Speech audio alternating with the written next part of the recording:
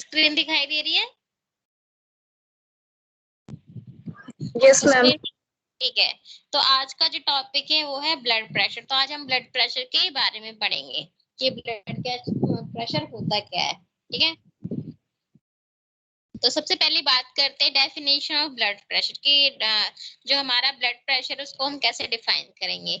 तो blood pressure क्या है? तो blood pressure is the force exerted by blood against the wall of blood vessels। मतलब blood pressure एक तरीके का फोर्स होता है जो ब्लड के थ्रू मतलब एग्जर्ट होता है, ब्लड के थ्रू होता है। किसके अगेंस्ट? ब्लड वेसल्स के अगेंस्ट। एक जो ब्लड का फोर्स होता है उसे ही हम ब्लड प्रेशर कहते हैं। या ये कह सकते हैं कि ब्लड प्रेशर वो प्रेशर है जिसकी वजह से जो ब्लड है वो हमारे ब्लड वेसल्स में आगे की तरफ बढ़ता है, फोर्सफुली आगे की तरफ फ्लो करता है। समझ में आया? समझ में आया सबको? तो blood pressure is the force yes ma'am. exerted by blood against the wall of blood vessels। ठीक है, नॉर्मल सी बात है कि जब ब्लड वेसल्स में जब ब्लड होगा तो जब वो ब्लड वेसल्स पे फोर्स लगाएगी तभी तो आगे उसका फ्लो होगा। जैसे नॉर्मल सी बात है, अगर हम अपनी बात करें, हम जब फर्श पे या जमीन पे हम अपनी ओर से फोर्स लगा के चलते हैं तभी तो हम कोई डिस्टेंस कवर करते हैं। तो उसी हिसाब से जो हमारा ब्लड है उसको भी अपना डिस्टेंस कवर करने के लिए प्रेशर की जरूरत पड़ती है, जो वो प्रेशर को यूज करके ब्लड प्रेशर पे वो मतलब ब्लड वेसल्स के अगेंस्ट उस प्रेशर को यूज करके आगे बढ़ता है। तो ठीक है, तो यही हमारा ब्लड प्रेशर है। अब बात आती है टू मेजरमेंट की। जो हमारा ब्लड प्रेशर है उसमें क्या मेजर किया जाता है। तो जैसा कि मैंने पहले बताया है, एक सिस्टोलिक होता है और एक डायस्टोल होता है।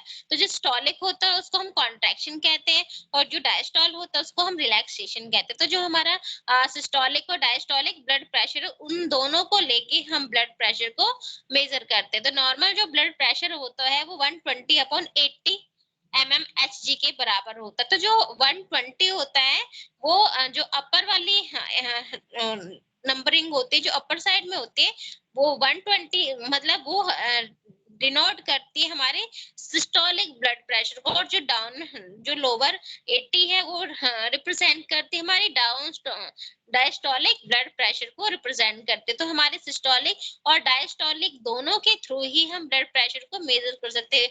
एक के मतलब ये कह लो कि इन दोनों के साथ ही हम ब्लड प्रेशर का मेजर कर सकते हैं। अगर इनमें से कोई भी कुछ मतलब ये दोनों अकेले, इन दोनों के बिना हम ब्लड प्रेशर को मेजर कर नहीं सकते। तो इसके टू मेजरमेंट है जैसे कि इसमें दिखाई दे रहा है, सिस्टोलिक ब्लड प्रेशर और डायस्टोलिक ब्लड प्रेशर। ठीक है, तो अब हम बात करेंगे सिस्टोलिक ब्लड प्रेशर। तो सिस्टोलिक ब्लड प्रेशर क्या होता है?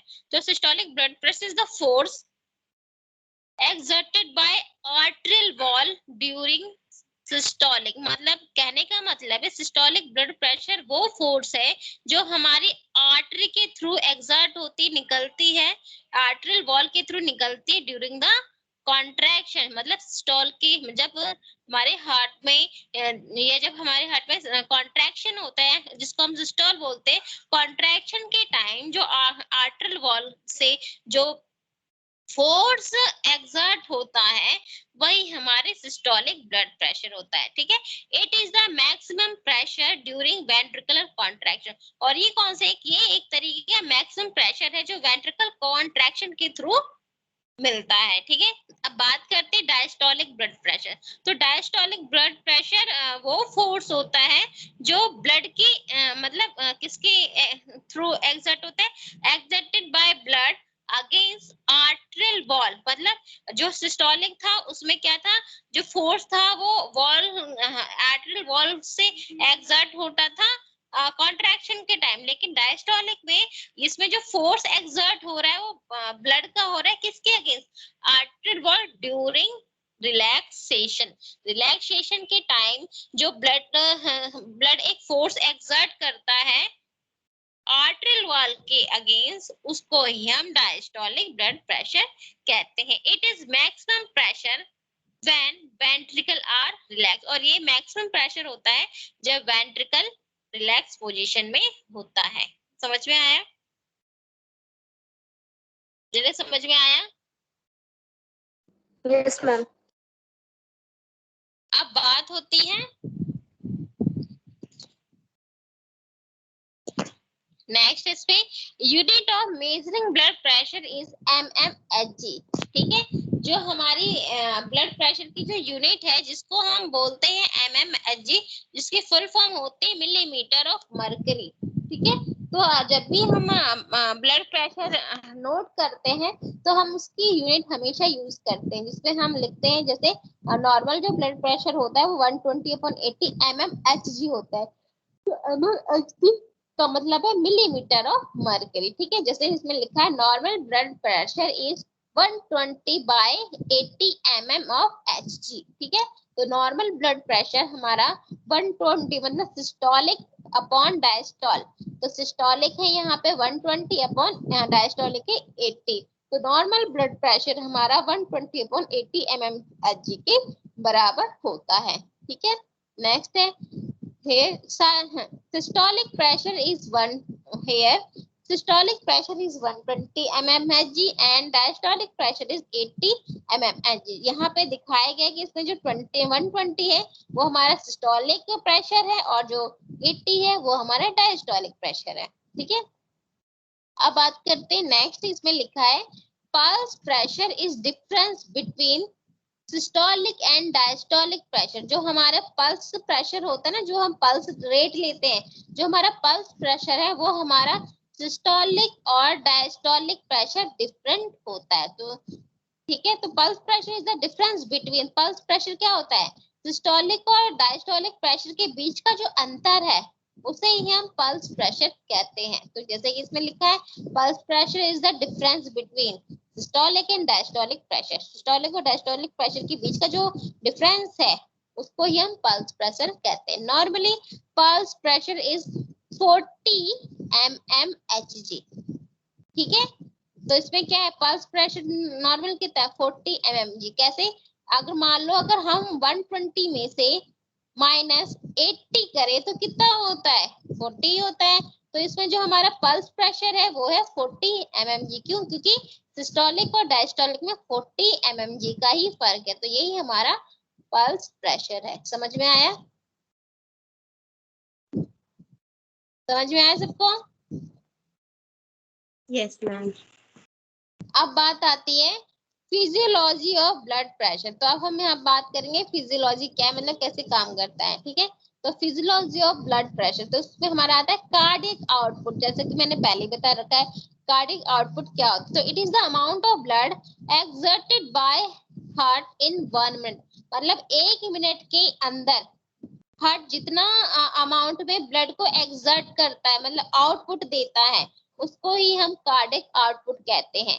ठीक है, ये मैंने बताया है, मतलब 1 मिनट में हमारा हार्ट जितना आउटपुट ब्लड का देगा वही हमारा कार्डियक आउटपुट होगा। मैंने बताया था ना इसका formula, stroke volume into heart rate. अगर स्ट्रोक वॉल्यूम 70 ml है और हार्ट रेट एक मिनट का 72 है, उसको अगर हम मल्टीप्लाई करेंगे तो अराउंड 5 लीटर 1 मिनट में हमारा जो हार्ट है वो क्या करता है, इजेक्ट करता है। ठीक है, आउटपुट है इसका। तो यहाँ पे है cardiac output is the amount of blood exerted by heart in 1 minute. अब बात हम करते हैं स्ट्रोक वॉल्यूम, क्योंकि कार्डियक आउटपुट की जो फॉर्मूला है उसमें हमने स्ट्रोक वॉल्यूम और हार्ट रेट की बात की, तो हम यहाँ बात करेंगे स्ट्रोक वॉल्यूम की। तो ये क्या है, it is the amount of blood ejected by heart in 1 cycle. मतलब स्ट्रोक वॉल्यूम वो ब्लड का अमाउंट है जो हमारा हार्ट एक साइकिल में इजेक्ट करता है। तो हमारा जो हार्ट है एक साइकिल में, एक कार्डियक साइकिल में कितना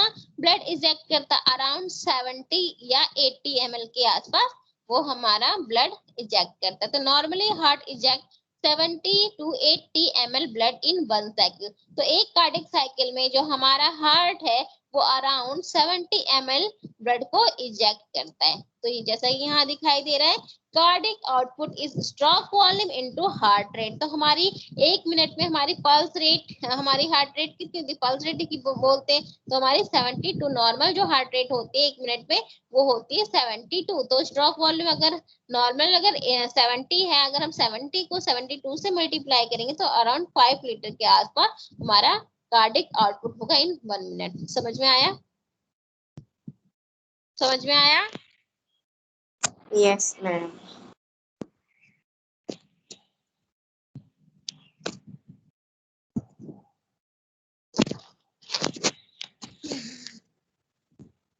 नेक्स्ट है peripheral vascular resistance. It is the resistance to the blood flow, मतलब ये पेरिफेरल वस्कुलर रेजिस्टेंस है, ये ब्लड फ्लो का एक रुकावट है। Flow determine by tone of vascular, जो हमारे वस्कुलर टोन के थ्रू डिटरमाइन की जाती है। तो या ये कह लो पेरिफेरल वस्कुलर रेजिस्टेंस वो रेजिस्टेंस है जो हमारे ब्लड फ्लो का डिटरमाइन करता है, जो हमारे ब्लड फ्लो की रुकावट को डिटरमाइन करता है। ये वस्कुलर मसल के थ्रू हमारे ब्लड वेसल्स की रुकावट को डिटरमाइन करना ही हमारा पेरिफेरल वस्कुलर रेजिस्टेंस कहलाता है। And the diameter of blood vessel smaller the lumen greater the resistance ultimately blood pressure raise. तो अगर ब्लड प्रेशर का जो डायमीटर होगा, अगर वो छोटा हो जाएगा, मतलब diameter of blood vessels and smaller the lumen, अगर ये कह लो कि जो ब्लड वेसल्स है अगर उसका ल्यूमेन छोटा हो जाएगा तो उसका डायमीटर भी छोटा हो जाएगा, और डायमीटर छोटा हो जाएगा तो ब्लड प्रेशर क्या हो जाएगा, बढ़ जाएगा, क्योंकि जाने के लिए जो रेजिस्टेंस है, मतलब रुकावट पैदा हो गई है। That is why vasoconstriction lead to elevation of blood pressure, जिसकी वजह से जो वैसोकंस्ट्रक्शन है उसकी वजह से हमारा ब्लड प्रेशर बढ़ जाता है। अब हम यहाँ बात करेंगे ब्लड वॉल्यूम की। ब्लड वॉल्यूम होता क्या है? As soon as the blood volume increase pressure exerted against artery wall और इंक्रीज, मतलब जैसे कि जैसे जैसे हमारा ब्लड वॉल्यूम बढ़ता है तो हमारा जो प्रेशर है आर्टरी वॉल के अगेंस्ट भी क्या होने लगता है, बढ़ने लगता है। That is why giving intravenous fluid is hypotension. ये क्यों होता है? क्योंकि जो हमारा इंट्रावेनस फ्लूइड है इन हाइपोटेंशन, मतलब जिसमें क्या ब्लड प्रेशर कम होता है, इंक्रीज द ब्लड प्रेशर, ठीक है। Fluid in hypotension increase the blood pressure, ठीक है। With haemorrhage bleeding blood volume decrease, अगर हैमरेज हो जाए या ब्लीडिंग हो जाए तो ब्लड वॉल्यूम कम होने लगता है, ऑटोमेटिकली ब्लड प्रेशर फॉल, और ऑटोमेटिकली जो हमारा बीपी होगा वो डाउन हो जाएगा। तो ये कह लो जो ब्लड वॉल्यूम है, ब्लड वॉल्यूम वो वॉल्यूम है जो हमारे प्रेशर को क्या करता है, इंक्रीज करता है अगेंस्ट द आर्टरी वॉल के अगेंस्ट इंक्रीज करता है, और जो बढ़ता जाता है, जिसकी वजह से हमारा जो हाइपोटेंशन है उसकी वजह से ब्लड प्रेशर इंक्रीज होने लगेगा, और ठीक है। लेकिन अगर हैमरेज या ब्लीडिंग हो जाए तो ब्लड वॉल्यूम डाउन हो जाएगा और ब्लड प्रेशर डाउन गिर जाएगा। Blood pressure basically depend upon cardiac output, जो हमारा ब्लड प्रेशर है वो हमारे कार्डिक आउटपुट पे ही डिपेंड करता है, and the peripheral vascular resistance पे डिपेंड करता है। Blood pressure is equal to cardiac output plus peripheral vascular resistance. जो हमारा ब्लड प्रेशर है वो हमारे कार्डिक आउटपुट और पेरिफेरल वस्कुलर रेजिस्टेंस के बराबर होता है। Here cardiac output is stroke volume into heart rate, और यहाँ पे जो हमारा कार्डिक आउटपुट है वो हमारे stroke volume into heart rate के बराबर है। सो इफ क्लाइंट है 70 heart rate then cardiac output is 70 into 72 equal to 5040 ml, ठीक है। तो कहने का मतलब उसने समझाया है कि अगर किसी पेशेंट का अगर हार्ट रेट 72 है तो अगर हम उसका कार्डिक आउटपुट अगर मेजर करें तो अराउंड 5 लीटर के अराउंड ब्लड एक्सर्ट होगा, ठीक है। नेक्स्ट है ब्लड प्रेशर में increase with increase in blood volume, जो ब्लड प्रेशर है वो इंक्रीज हो सकता है with the increase in blood volume के बढ़ने के साथ साथ हमारा ब्लड प्रेशर भी इंक्रीज हो जाता है। कहाँ पे? ब्लड वेसल्स में। As well as increasing in heart, अगर हार्ट रेट बढ़ेगा तो हमारा जो ब्लड वेसल्स है उसका वॉल्यूम भी बढ़ेगा, और अगर उसका वॉल्यूम बढ़ गया तो हमारा बीपी ऑटोमेटिक ही बढ़ने लगेगा, ठीक है। अब बात आती है factor affecting the blood pressure की। कौन कौन से ऐसे फैक्टर्स हैं जो हमारे ब्लड प्रेशर को इफेक्ट करते हैं?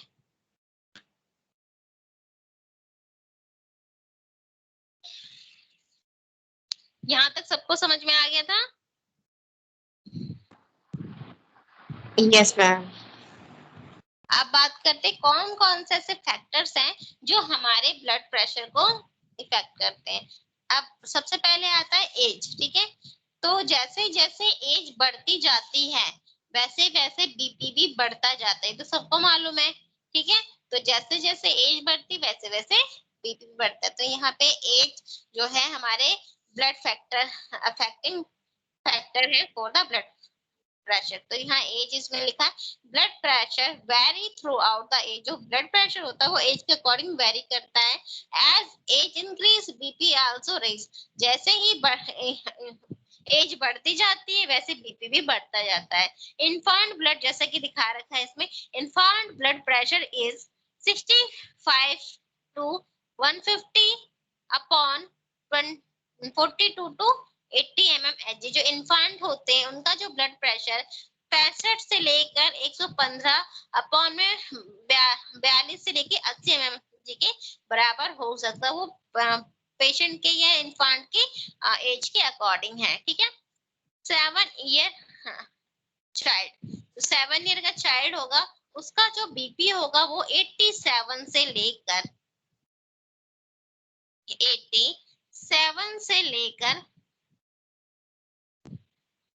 177 अपॉन 48 से लेकर 64 mmHg के बराबर होगा, ठीक है। तो इसमें जो 7 ईयर का चाइल्ड है उसका जो सिस्टोलिक है वो 87 से लेकर 177 अपॉन में डायस्टोलिक 78 से लेकर 64 mmHg के बराबर होगा।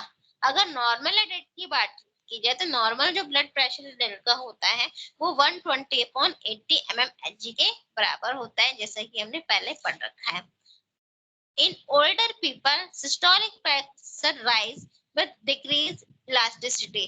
जो बूढ़े लोग होते हैं उनमें सिस्टोलिक प्रेशर बढ़ जाता है, क्यों? क्योंकि उनमें की जो इलास्टिसिटी है वो क्या हो जाती है, डिक्रीज हो जाती है। किसकी इलास्टिसिटी की बात हो रही है यहाँ पे? ब्लड वेसल्स की इलास्टिसिटी की बात हो रही है। अब बात करते हैं बॉडी साइज या ओबेसिटी, मतलब बॉडी का साइज कितना है या मोटापा, इस पे डिपेंड करता है हमारा blood pressure. It is observe that, ये देखा गया है कि body size increase BP also fluctuated, कि जैसे कि देखा गया है कि अगर बॉडी साइज इंक्रीज करेगा तो बीपी में भी फ्लक्चुएशन आता रहेगा। Heavier and taller child have higher BP than smaller child of same age. मतलब अगर सेम एज की बात करें कि अगर बच्चा सेम एज का है और एक बच्चा है जो हैवी भी है और टॉलर भी है तो उसका बीपी हाई रहेगा। अगर उसी एज का कोई बच्चा छोटा है उसके कंपैरिजन, मतलब छोटे सेम एज के अकॉर्डिंग अगर छोटे बच्चे से ज्यादा जो टॉलर और हैवी चाइल्ड होते हैं उनका बीपी हायर रहता है, ठीक है।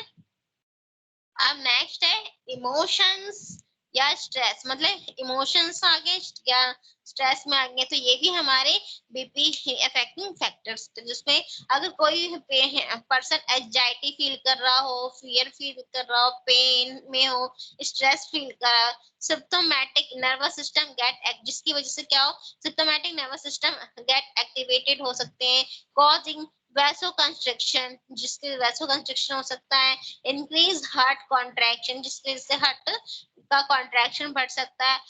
अगर हार्ट का कॉन्ट्रैक्शन बनेगा तो ऑटोमेटिकली क्या होगा, बीपी हाई हो जाएगा। तो ये कह लो कि जो हमारे इमोशंस होते हैं या हमारे स्ट्रेस होते हैं उस वो हमारे बीपी पे इफेक्ट करते हैं। अब नेक्स्ट आता है जेंडर, ठीक है। जेंडर में क्या है, आफ्टर प्यूबर्टी होने के बाद male have higher blood pressure than female. जैसे ही प्यूबर्टी आती है मेल का जो ब्लड प्रेशर है वो फीमेल की कंपैरिजन हायर होता है, ठीक है। But after menopause women tend to have high BP than male of same age. लेकिन मोनोपॉज के बाद जो सेम एज के वुमेन्स या मैन होते हैं उनके कंपैरिजन वुमेन्स का बीपी जो होता है मेल के अकॉर्डिंग हाई हो जाता है, ठीक है। अब आता है एथनिसिटी। एथनिसिटी मतलब एरियाज के अकॉर्डिंग। एथनिसिटी में जैसे मान लो African American have high incidence of high blood pressure than European American. जो हमारे अफ्रीकन अमेरिकन हैं उनका जो बीपी है वो यूरोपियन अमेरिकन के कंपैरिजन बहुत ही ज्यादा है, ठीक है। अब बात आती है डाइट की। People taking diet rich in salt and unsaturated fatty acid have higher blood pressure. मतलब उन लोगों के बारे में कहा है जो अपनी डाइट में सॉल्ट और अनसैचुरेटेड फैटी एसिड का ज्यादा यूज करते हैं, उनका ब्लड प्रेशर हाई होता है।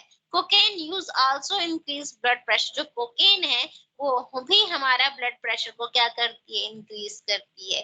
Caffeine intake also increase blood pressure. जो कैफीन होती है वो भी ब्लड प्रेशर को इंक्रीज करती है।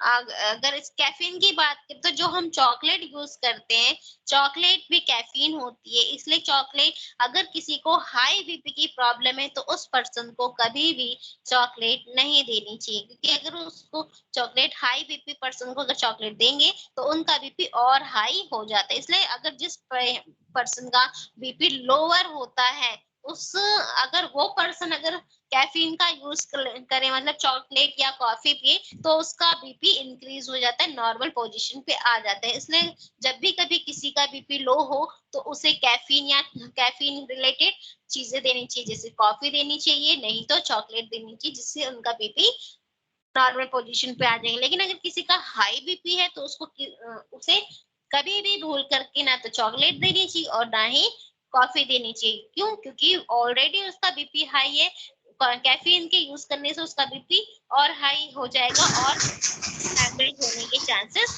बढ़ जाएंगे और पेशेंट की डेथ भी हो सकती है। ठीक है, तो मैम क्या देना चाहिए फिर किसको? बीपी बढ़ेगा तो? अगर किसी का बीपी बढ़ा हुआ नॉर्मल, अगर मेडिसिन बीपी रिगार्डिंग तो दो, नहीं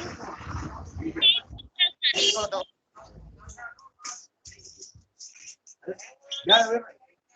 अगर किसी का नॉर्मल, अगर घर में किसी की का बीपी हाई रहता है और मेडिसिन प्रेफर नहीं करना है, तो घर में जैसे मान लो मिठाइयाँ होती हैं, नॉर्मल मान लो रसगुल्ले हो गए, मीठी चीजें उस पर्सन को दो तो बीपी नॉर्मल हो जाता है। लेकिन अगर या उसे वो चीनी वाली शिकंजी बना के दो जिसमें नमक ना हो, ठीक है, वो दो। मतलब जिसका बीपी हाई है उसे मीठा खिलाओ, और जिसका बीपी लो है उसे चॉकलेट या नमक वाली चीजें दो।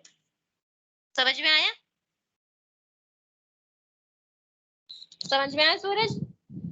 जी मैम। है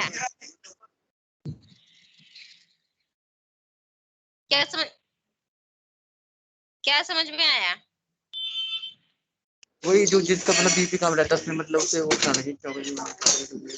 अगर देखो अगर देखो मान घर में हो और मेडिसिन ना हो तो सबसे इजी तरीका, अगर किसी का बीपी हाई है तो उसे मीठा खाने को दो। ठीक है, घर में जैसे मान लो मीठी हो गई, रसगुल्ले हो गए, कुछ भी मीठा मीठा खाने को दो। और अगर अगर किसी का बीपी लो है तो उसे नमक पानी का घोल दो थोड़ा सा, या उसे चॉकलेट कॉफी बना के दो। ठीक है। नेक्स्ट है smoking due to nicotine blood pressure increase. Smoking क्या है? सिगरेट में क्या है? निकोटीन होता है जिसकी वजह से ब्लड प्रेशर इंक्रीज हो जाता है। ठीक है।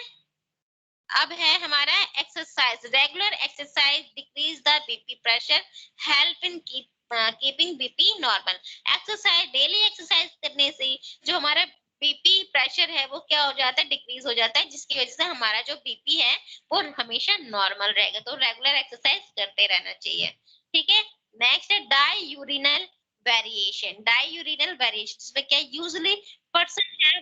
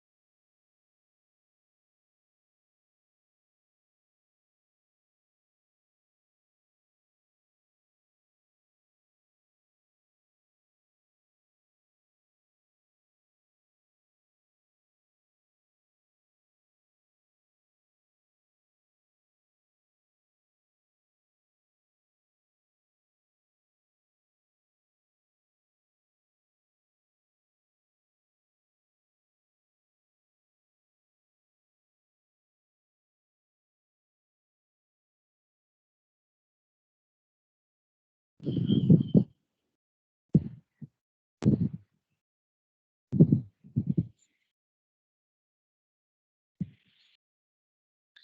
बात करते हैं डायूरल वेरिएशन, जिसमें क्या है, usually person have low BP in early morning and gradually rise and speak in evening. मतलब उन लोगों की बात हो रही है जिसमें क्या है कि जब वो कुछ पर्सन ऐसे होते हैं जिसमें मॉर्निंग के टाइम तो उनका बीपी लो हो रहेगा, ठीक है, बिल्कुल बिल्कुल लो रहेगा।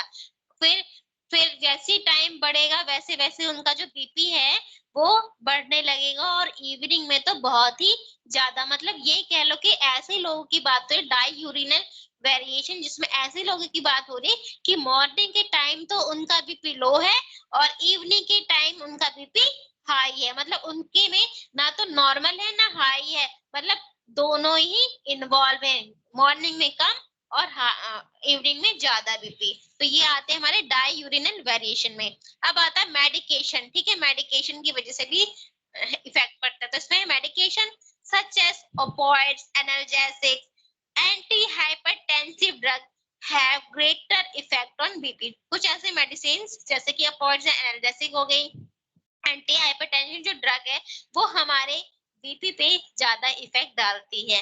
नेक्स्ट है केमिकल्स, केमिकल्स भी फैक्टर्स है हमारे बीपी के लिए। तो इसमें देखो such as epinephrine, ADH, angiotensin second cause vasoconstriction thus elevate BP. मतलब ये जो कुछ केमिकल्स हैं इनकी वजह से क्या होता है, बीपी इंक्रीज हो जाता है।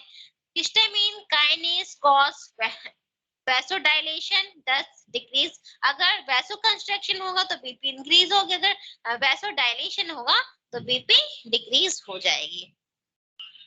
अब बात करते हैं रेगुलेशन ऑफ ब्लड प्रेशर, ठीक है। तो इसमें है vasomotor centre have main role in regulating blood pressure. जो वैसोमोटर सेंटर होते हैं उनका मेन जो रोल होता है हमारे बीपी प्रेशर को रेगुलेट करने का होता है।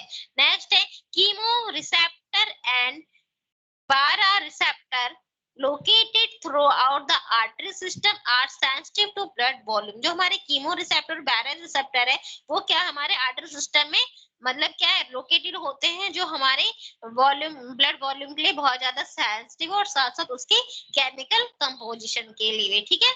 These receptor send impulse to vasomotor. जो ये रिसेप्टर है वो वैसोमोटर को इम्पल्सेस मतलब क्या करते हैं, इम्पल्स सेंड करते हैं which may cause vasodilation या वैसोकंस्ट्रक्शन, जिसकी वजह से या तो ये वैसोडाइलेशन को कॉज करेंगे या वैसो कंस्ट्रक्शन को कॉज करेंगे, जिसकी वजह से हमारा जो बीपी है वो नॉर्मल लिमिट में रहेगा। अब आप बात करते हैं अल्टरेशन इन ब्लड प्रेशर, जिसमें है हमारा हाइपरटेंशन। हाइपरटेंशन का मतलब क्या है कि अपने जो एवरेज लिमिट है उसे बढ़ जाना, ठीक है, बीपी का बढ़ना। तो इसमें क्या है एलिवेट सिस्टोलिक प्रेशर या diastolic pressure at least for 3 consecutive visit. मतलब कहने का मतलब है हाइपरटेंशन में क्या है, इसमें या तो सिस्टोलिक प्रेशर बढ़ जाएगा या डायस्टोलिक प्रेशर बढ़ जाएगा, ठीक है। हाइपोटेंशन इसमें क्या है बीपी डाउन हो जाता है। तो इसमें लिखा है blood pressure fall below normal limit of client. मतलब नॉर्मल लिमिट जो बीपी की है उससे भी कम अगर बीपी हो जाए तो हाइपरटेंशन के अंडर आता है। Generally systolic pressure fall to 90 mm या लो। इसमें क्या होता है नॉर्मली जो सिस्टोलिक प्रेशर होता है वो 90 तक आ जाता है या उससे भी कम चला जाता है। नेक्स्ट है ऑर्थोस्टैटिक हाइपोटेंशन या पोस्टुरल हाइपोटेंशन, जिसमें क्या है suddenly BP fall of normotensive client. इसमें क्या होता है, इसमें बीपी तुरंत डाउन हो जाता है जब राइजिंग द अपराइट पोजीशन, जब वो अपनी अपराइट पोजीशन लेते हैं तो उसमें क्या बीपी तुरंत फॉल हो जाती है। अब बात आती है ब्लड प्रेशर मॉनिटरिंग। क्या हम ब्लड प्रेशर मॉनिटरिंग कैसे करेंगे, तो ये blood pressure is measured by invasive या नॉन इन्वेंसिव मेथड। इन्वेंसिव का मतलब है डायरेक्ट मेथड, जिसमें हम क्या करते हैं कैथेटर को आर्टरी में इंसर्ट कर दे, तो ये हमारा इन्वेसिव मेथड है ये जिसको हम डायरेक्ट मेथड कहते हैं। नेक्स्ट है हमारा नॉन इन्वेसिव जिसको हम इनडायरेक्ट मेथड कहते हैं, जिसमें हम क्या यूज करते हैं, पल्पिटेशन या अस्कल्टेशन का यूज करके हम बीपी मेजर करते हैं। ठीक है, it is the best for nurse to measure pressure by auscultation. जो अस्कल्टेशन है उसके थ्रू मतलब ये नर्सेस के लिए बहुत ही बढ़िया है ब्लड प्रेशर को मेजर करने का। अब इसमें कौन कौन से आर्टिकल्स की रिक्वायरमेंट होती है, तो उसमें है sphygmomanometer, stethoscope, ball with alcohol swab, paper bag, pen और रिकॉर्ड फॉर्म। इन आर्टिकल्स की बीपी मेजरमेंट में रिक्वायरमेंट होती है। अब आता है हमारा प्रीलिमिनरी असेसमेंट। ठीक है, तो इसमें collect the patient data about factor causing client to risk of BP changes, मतलब वो डाटा पेशेंट का कलेक्ट करें जिसकी वजह से बीपी में चेंजेस आते हैं। इट इंक्लूड मेडिकल हिस्ट्री जिसमें हमारे cardiac problem, renal problem, diabetic, blood transfusion, surgery, exercise, coffee intake, smoking, medication और इमोशन और पेन इन्वॉल्व होगी। नेक्स्ट है avoid exercise, coffee, smoking at least 3 minute before checking BP. BP check करने से पहले 30 minute मतलब आधे घंटे पहले ही पेशेंट का एक्सरसाइज, कॉफी, स्मोकिंग ये अवॉइड करा देना चाहिए क्योंकि हमें बीपी मेजर करना है। नेक्स्ट है असेस सिम्टम ऑफ हाइपरटेंशन, और साथ साथ हाइपरटेंशन के सिम्टम को भी देखना चाहिए कि कहीं उसे हेडेक तो नहीं है, फर्निशिंग ऑफ फेस तो नहीं है, नेजल ब्लीडिंग तो नहीं हो रही, कमजोरी तो नहीं है या फैटिक तो नहीं हो रहा है। ये सारी चीजें मतलब एक्सेस करना चाहिए। और नेक्स्ट है इसमें हाइपोटेंशन के भी जो सिम्टम्स है उसको भी एक्सेस करना चाहिए, कहीं उसे डिजीनेस तो फील नहीं हो रहा है, मेंटल कंफ्यूजन तो नहीं है, पेल तो उसकी स्किन पेल तो नहीं होगी, रेस्टलेसनेस तो नहीं है, साइलेंट ऑन स्किन तो नहीं है, ये कूल कूल फीलिंग तो नहीं है। ये सारी चीजें पहले ही मेजर कर लेंगे। ठीक है, अब बात करते हैं प्रोसीजर की। उसमें क्या है, कलेक्ट ऑल द आर्टिकल्स, उसमें हम सारे आर्टिकल्स को कलेक्ट करेंगे, हैंड वॉश करेंगे, फिर हम क्या करेंगे, एक्सप्लेन प्रोसीजर टू क्लाइंट। उसके बाद हम प्रोसीजर को पेशेंट को बताएंगे कि आपका बीपी होने वाला है, ये सारी चीजें। फिर provide comfortable position of patient को मेजरमेंट करने के लिए कंफर्टेबल पोजीशन देंगे, जैसे अगर वो बैठ के देना चाहता है तो बिठाएंगे, अगर वो लेट के देना चाहता है तो उसे लिटा देंगे। फिर क्या है, ensure that mercury level of sphygmometer is at a 0, और ये इंश्योर कर लेंगे कि जो हमारा मर्क्यूरी लेवल है, जो हमारा मतलब मैनुअल अगर हम बीपी ले रहे तो हमें उसमें स्फिग्नोमोनोमीटर की जरूरत है, तो उसका जो लेवल है मर्क्यूरी का वो 0 तक होना चाहिए। फिर क्या करेंगे, ensure cuff with against client arm, उसके बाद जो कल्फ होती है, जो कफ होती है वो हम पेशेंट की आर्म पे बाइंड कर देंगे। फिर ensure mercury manifest is at your I level, और ये इंश्योर करेंगे जो मर्करी का जो लेवल है वो हमारी आई के लेवल के बराबर आए। तो उसमें क्या करेंगे, पल्पिटेट ब्रोंकियल आर्टरी पल्स, और उसके साथ साथ जो आर्टरी जो हमारी ब्रोंकियल आर्टरी उसको पल्पिटेट करेंगे कि हाँ पल्स देखेंगे कि है कि नहीं। फिर इंश्योर नो एयर इन कफ, उसके बाद इंश्योर करेंगे कि जो कफ है उसमें कोई भी एयर ना हो। And wrap it evenly around client arm centering arrow over ब्रांकेट। उसके बाद हम आराम से उस क्लाइंट्स की आर्म्स से क्या करेंगे, हटा लेंगे। Place lower edge of cuff about 1 inch above antecubital fossa, और उसको मतलब 1 इंच एंटी क्यूबल फोसा के ऊपर कल्फ को लगा दें।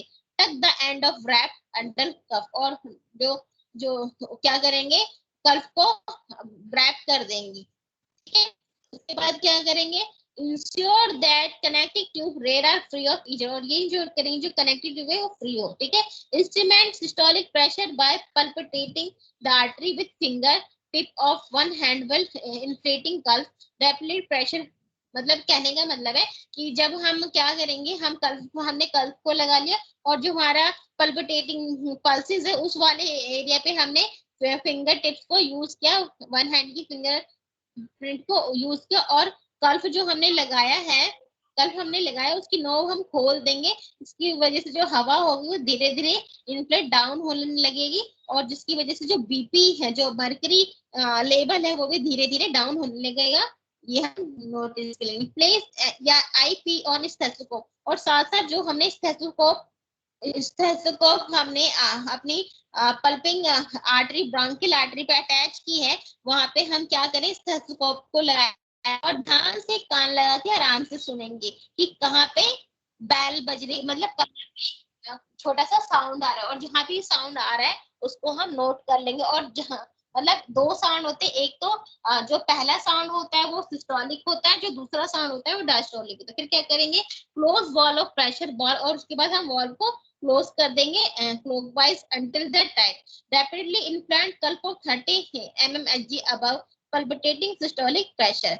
Slowly release the pressure bulb wall, और धीरे धीरे हम प्रेशर बॉल को क्या करेंगे, खोल देंगे। allow the mercury to fall at rate of 2, मतलब जैसा कि मैंने बताया मर्करी डाउन आने लगती है, ध्यान से उसको सुनेंगे और जहां भी टप टप कुछ की आवाज है आ जाएगा। तो जो पहला साउंड आएगा वो हमारा सिस्टोलिक होगा, जो दूसरा होगा वो डायस्टोलिक होगा। नेक्स्ट है continue to defect the bulb and when sound disappear note the diastolic blood pressure. उसके बाद listen to 10 to 20 mmHg after the sound and then escape air quickly, और मतलब 10 से 20 mg उसको और डाउन करने लगेंगे और उसके बाद क्या करेंगे, क्विकली एयर को हटा देंगे।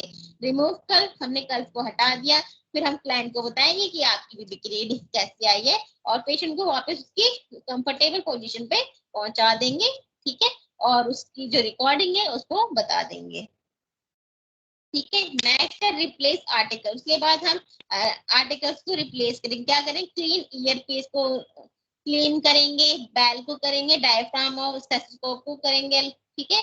डिस्कार्ड यूज अल्कोहल स्वैप को फेंक देंगे।